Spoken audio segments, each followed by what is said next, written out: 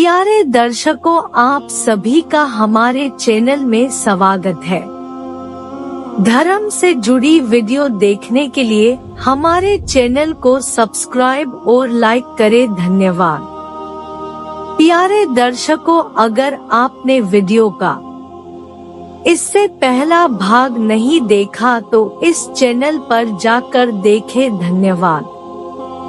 पिछली वीडियो में हमने देखा कि साखी गुरु अंगद देव जी की हम यह दुआ करते हैं कि प्यारे दर्शकों के ऊपर वाहिगुरु कृपा करे। सभी प्रेम से बोलो वाहिगुरु।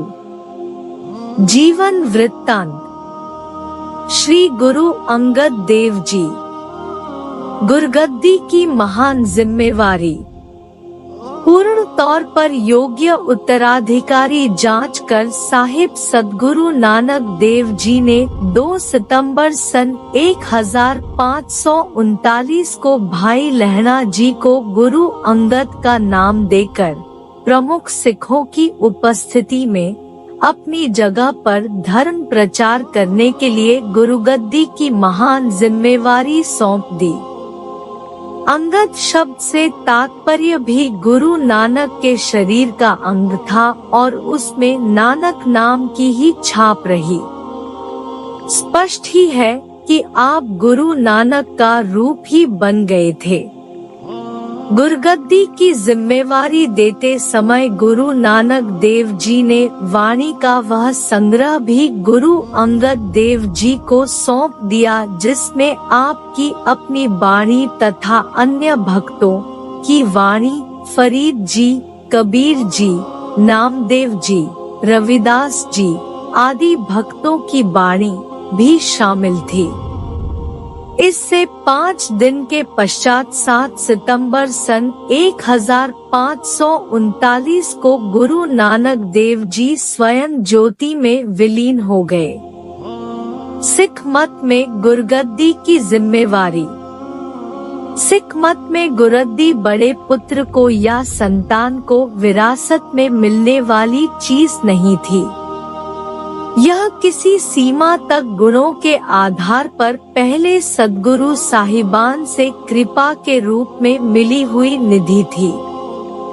यह पूजा करवाने वाला सिंहासन नहीं था, बल्कि संपूर्ण मानवता को परमेश्वर की रचना के साथ जोड़ने के लिए दिन रात एक करके मार्गदर्शन करने तथा धर्म प्रचार करने की महान जिम्मेवारी थी।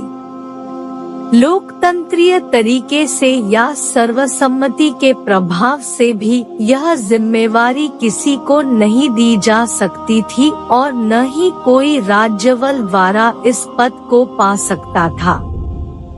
यह तो एक जिम्मेवार सद्गुरु की ओर से पूर्ण जिम्मेवारी से परख कर पूर्ण भरोसे योग्य अधिकारी व्यक्ति को मिलने वाली महान निधि थी, जो जिम्मेवारियों तथा केवल जिम्मेवारियों से भरपूर थी। बाबा श्री चंद एक बहुत पवित्र जीवन वाले धर्मात्मा पुरुष थे। वे समाज के एक बहुत बड़े वर्ग में सम्मानित व प्रतिष्ठित थे। वैसे उनका रास्ता गुरु नानक पातशाह के मत से काफी हटकर था।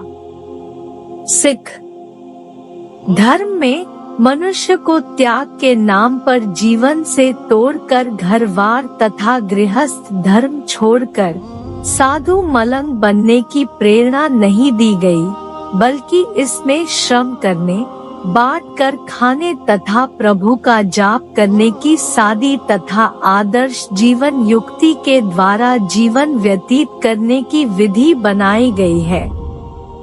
इतिहास में यह भी वर्णन आता है कि बाबा श्री चंद जी गुरु नानक साहिब की गद्दी के लिए बहुत इच्छावान नहीं थे, पर उनके अपने कई श्रद्धालु उनको गुरु नानक देव जी का बड़ सपुत्र होने के कारण गुरगद्दी पर बिठाना चाहते थे।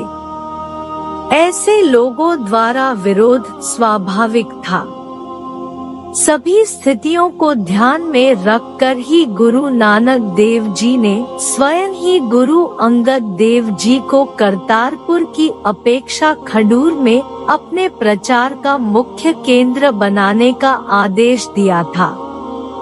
ठीक है, इसके कुछ और कारण भी थे। चनाव नदी से पार के क्षेत्र को मुसलमान बहुत सीमा तक इस्लाम के घेरे में ला चुके थे। करतारपुर के सिखी केंद्र ने रावी के उत्तर वाली दिशा में प्रचार करके इस्लाम के प्रसार को रोक दिया था और गुरु नानक देव जी ने अब गुरु अंगद देव जी को रावी तथा व्यास के बीच के क्षेत्र माझा को संभालने की राय दी थी।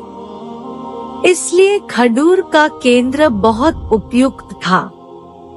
गुरु अंगद देव जी अपने गुणों, स्वभाव, आशय एवं आदर्शों आदि के दृष्टिकोण से गुरु नानक साहिब के बिल्कुल अनुकूल थे और गुरु नानक साहिब जैसे पूर्ण व्यक्तित्व ने स्वयं परख कर ही उन्हें अपना सुयोग्य उत्तराधिकारी नियुक्त किया था।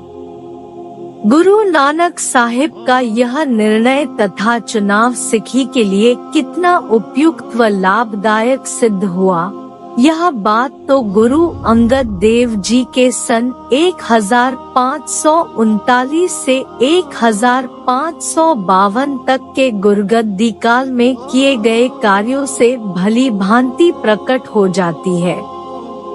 गुरगद्दी मिलने पर बाबा श्री चंद तथा लक्ष्मी दाम जी ने काफी बुरा मनाया, पर यदि गुरु अंगद साहिब जैसी पवित्र, सादा, निष्काम तथा क्षमा, भक्ति, सहनशीलता आदि गुणों में भरपूर महान परोपकारी हस्ती गद्दी पर विराजमान न होती तो आम रोप विरोध के कारण सिख जत्थेबंदी बिखर सकती थी।